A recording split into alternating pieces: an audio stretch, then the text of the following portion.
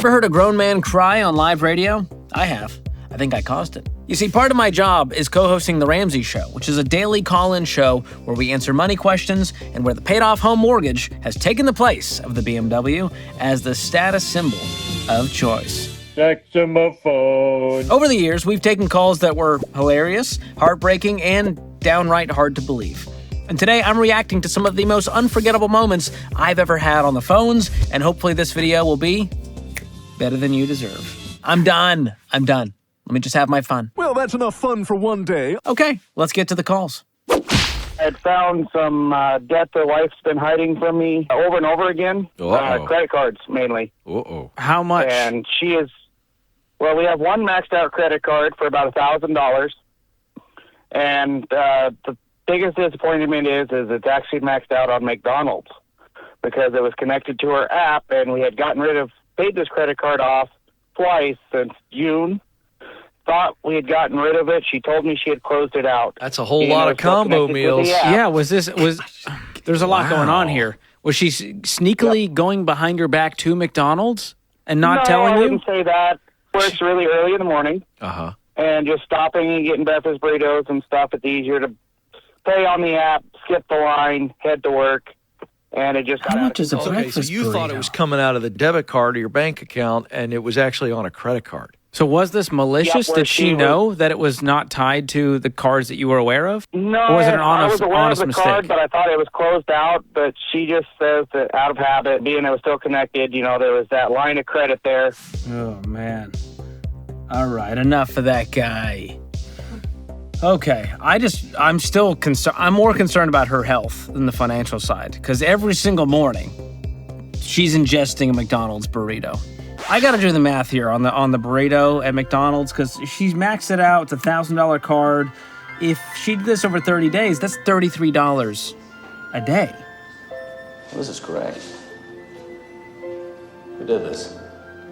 So in a month, you dropped that's not how much burritos are. So did this happen over, if a burrito's, I don't know, $5? What could a burrito cost? Well, how much could a banana cost? $10? Here's some money. Go see a Star War. $5, $1,000, that's still 200 days of burritos. That's like a full working year it took her to max out a $1,000 card. My heart says there's more going on here than Zachary was letting on. I don't think this was all just straight up burrito debt. But I do think it points to a bigger problem when you, number one, use credit cards. Things can get dicey. Number two, you're not fully aligned. And number three, you haven't fully combined finances. You see, my wife and I have one joint checking account. And so I would know if she was dropping $1,000 on McDonald's burritos pretty quickly, and we would have the conversation about it. Plus, my wife and I do a budget, and so we sit down before the month begins and go, hey, what's happening this month? How much are we going to spend on eating out? How much are we going to spend on groceries? And then we spit shake and go, all right, we're going to stick to that. So there's a lot of dysfunction happening in this marriage, and I think the McDonald's burritos, while a funny scenario because of the low amount, all things considered, and the fact that it's being spent on McDonald's, has some inherent humor there. But I do think that they have some marital issues to work through. And as usual, old Ronald is exposing it. That's what happens. I do appreciate the comments. $1,000 on McDonald's is absolutely nuts. Barf emoji. Don't yuck someone else's yum. I'm sure it's a delicious burrito. I'm just saying, every day, you gotta watch out for the small intestine and the colon. Look out for number one and number two. I hope you're happy with yourself. All right. I'm done. I'm moving on. Let's get to something more serious. Let's see what Henry has to say. I'm in a good spot, but I'd like to see if y'all are in my shoes. What would you do in the future coming up? All right. Lay it out. So me and my wife previously had a home. Then we actually just moved back in with my dad. He's not charged us anything. He just wants us to save money. I currently have $14,000 in my bank account.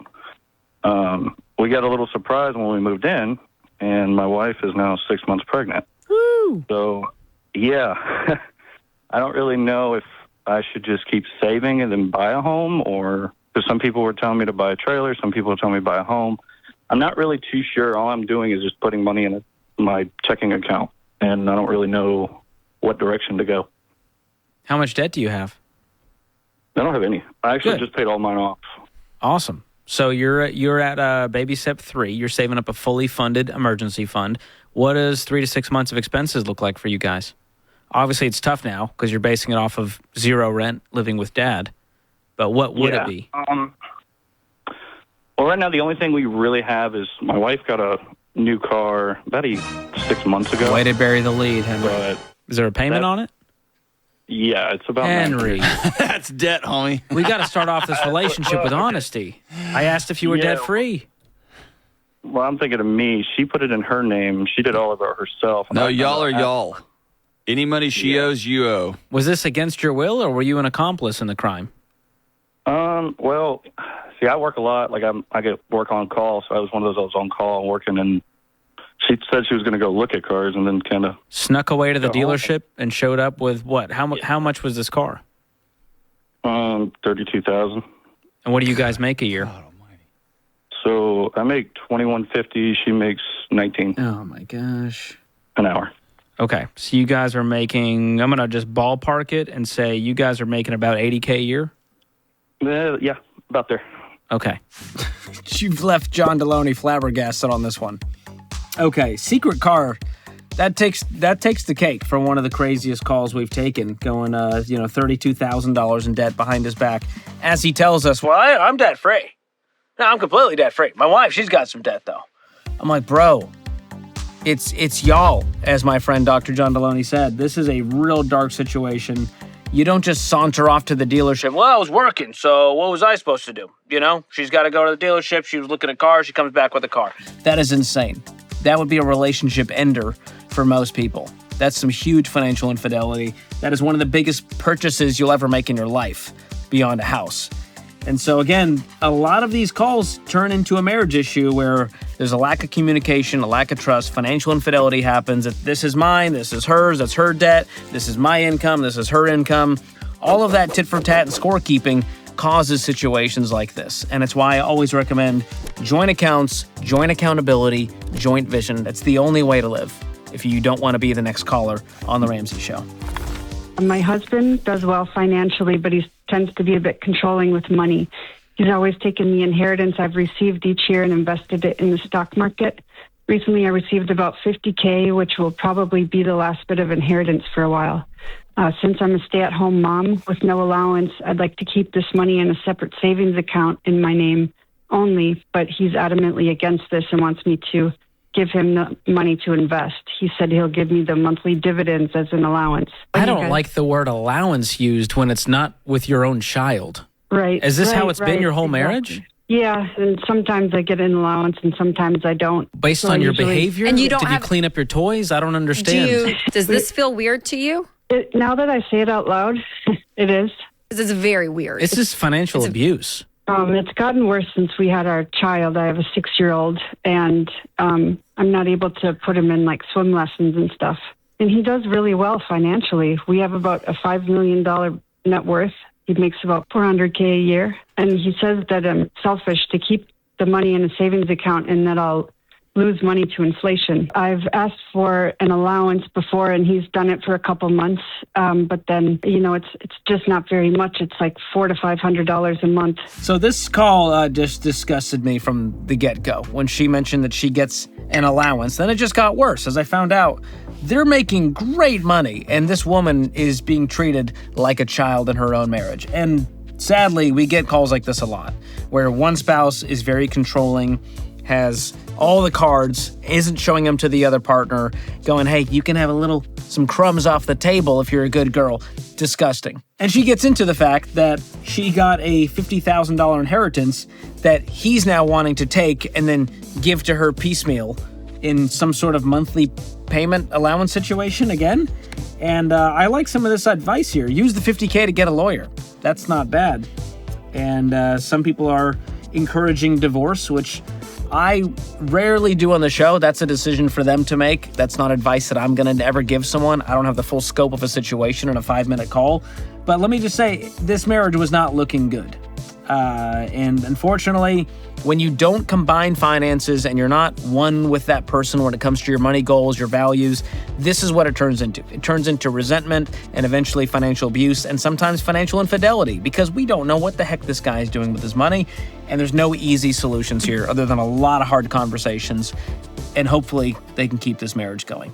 We'll see. All right, we'll get to the next call in just a second. Let me tell you, I enjoy taking calls on the show. I enjoy trying to walk people through some really difficult and sticky situations. But you know what I despise? Calls from spammers and scammers trying to get my money. So that's why I use Delete Me, one of the sponsors of today's video. Because it seems like every other day there's a new scam to watch out for. And Delete Me helps cut the risk by removing my info from hundreds of data broker sites. And they can do the same for you. And they don't just set it and forget it. There are real data privacy experts working behind the scenes all year long to help keep you protected. You'll even get personalized reports so you'll know what they removed from where and how much time they've saved you. And with my special link, you can get a discounted plan that comes out to about $9 a month. So to get the deal, go to joindeleteme.com/George or use the link in the description below. I know a lot of you listen to the show to help you avoid mistakes. And one of the biggest mistakes you can make is keeping your savings in a brick and mortar account, making 0.03% on your savings. Do better. And that's why I love online bank Laurel Road, another sponsor of today's video. With their high yield savings account, you'll be earning top tier APY that will help your money grow for you instead of just crawling to the finish line.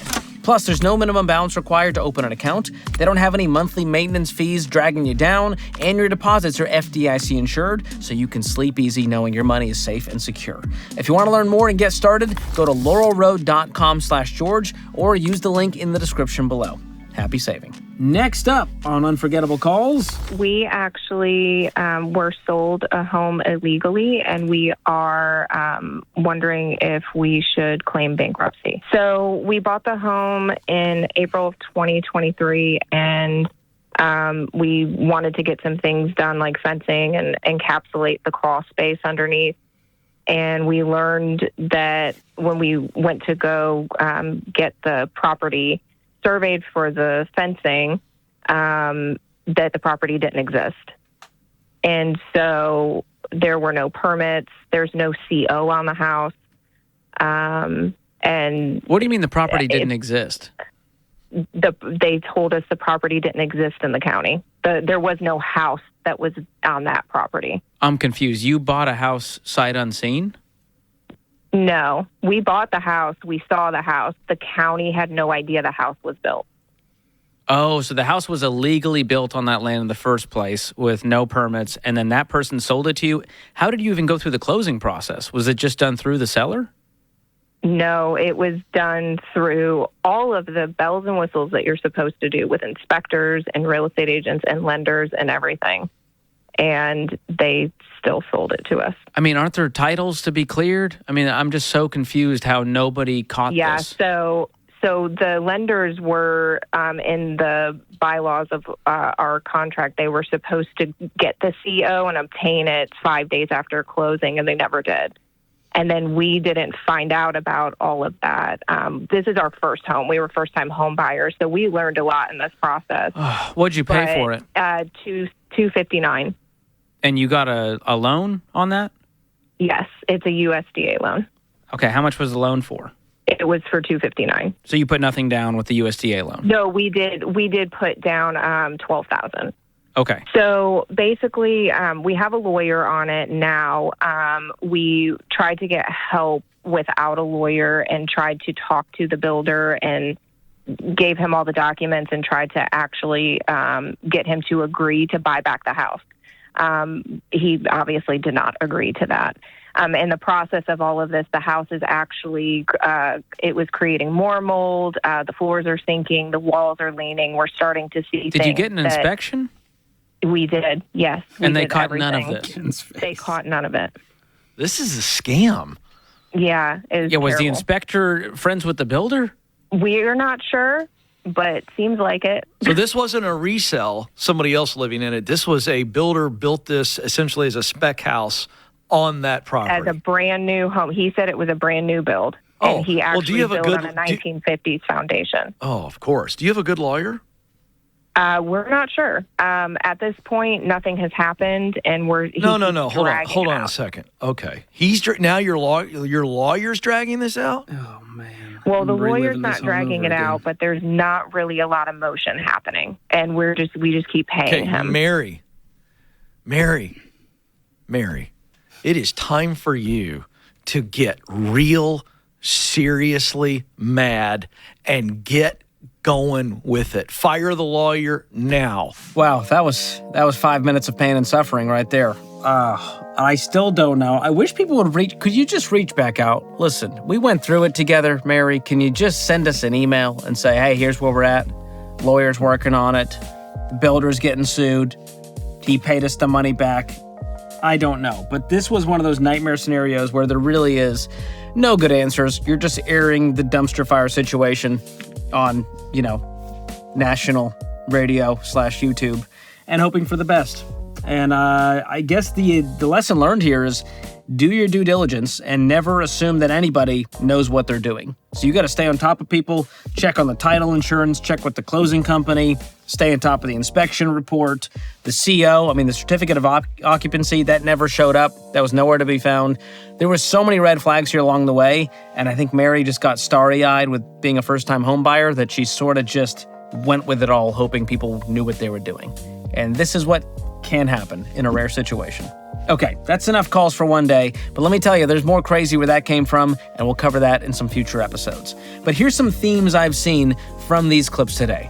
There was a lack of communication, there was a lack of trust, and that caused resentment, financial abuse, and financial infidelity.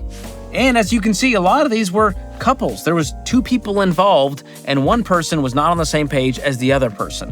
One person was trying to do the right thing. One person was doing something behind someone's back, and it always ends up in chaos and pain and resentment. And I don't want you there. And I know a lot of you watch the show, and you're going, well, at least that's not me. I feel better about myself. Sure, that's one reason to watch the show. But listen, this stuff, even though the worst case scenarios, could happen to any of us. You don't know what's going to come at you. You don't know what life's going to throw at you. And that's why I have such a conservative view when it comes to money. Because I know life's going to throw us some curveballs. Murphy is going to show up at your door and knock down that door. So you've got to get out of debt. Don't owe people money. You got to have an emergency fund. You got to be on the same page as your spouse, building wealth together instead of separately and hoping that both of you end up in a good place. It's not going to happen. So having that alignment early on, and if you haven't had it in your whole marriage, it's time to get some marriage counseling, some marriage therapy to get on the same page. Maybe that looks like going through Financial Peace University together. Maybe that looks like doing an every dollar budget for the first time together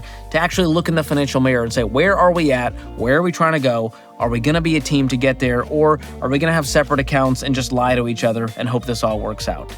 So I hope that's not you. I hope you guys are crushing it financially and avoiding a lot of the pitfalls that we see on the show. And I'm going to drop a link in the description to the Ramsey Show Highlights YouTube channel where you can find more clips like these, either to encourage you or to make you go, yikes, I never want to do that. And if you think these calls were crazy, wait till you see what happened when I asked people how much debt they have in the streets of Nashville. Keep watching this next video to check it out by clicking it here or use the link in the description.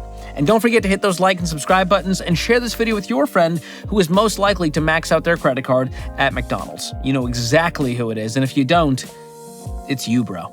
Thanks for watching. We'll see you next time.